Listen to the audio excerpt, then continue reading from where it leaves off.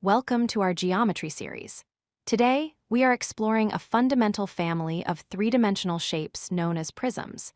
You see them everywhere in the real world, from buildings to packaging, but what exactly defines a prism mathematically?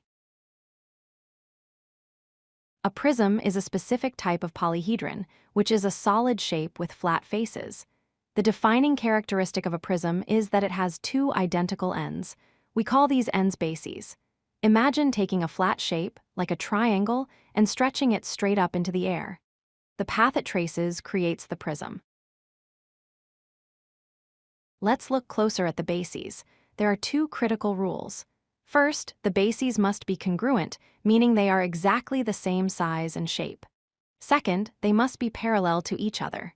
They face the exact same direction, and no matter how far you extend the planes they sit on, they will never touch. Connecting these two bases are the lateral faces. In a standard right prism, these side faces are always rectangles. The number of these rectangular sides depends entirely on the base.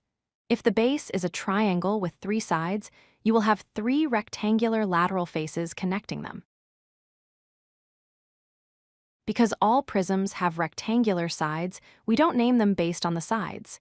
Instead, we name them based on their bases. If the base is a triangle, it is a triangular prism.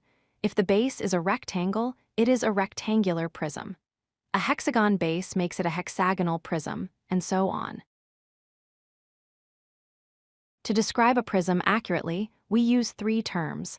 A face is any flat surface. An edge is the line segment where two faces meet, and a vertex is the corner point where three or more edges come together. The height of the prism is simply the perpendicular distance between the two bases. Most of the time when we talk about prisms, we mean right prisms. This is where the sides stand straight up, perpendicular to the base.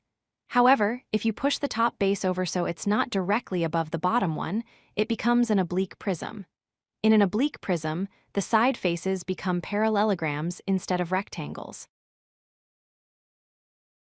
If you wanted to wrap a prism in paper, you would need to know its surface area. A great way to visualize this is by unfolding the prism into a flat pattern called a net.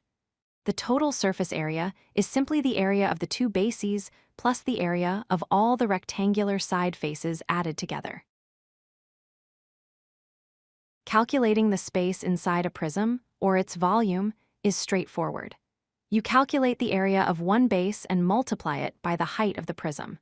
Conceptually, you can think of this as stacking layers of the base shape on top of each other until you reach the full height of the solid.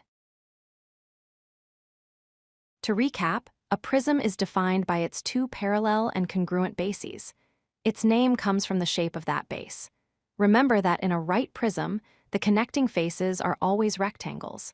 Finally, you can find the volume by multiplying the base area by the height. Understanding these properties is the key to mastering 3D geometry. If you like this video, hit that like button and don't forget to subscribe. Visit codelucky.com for more such useful content.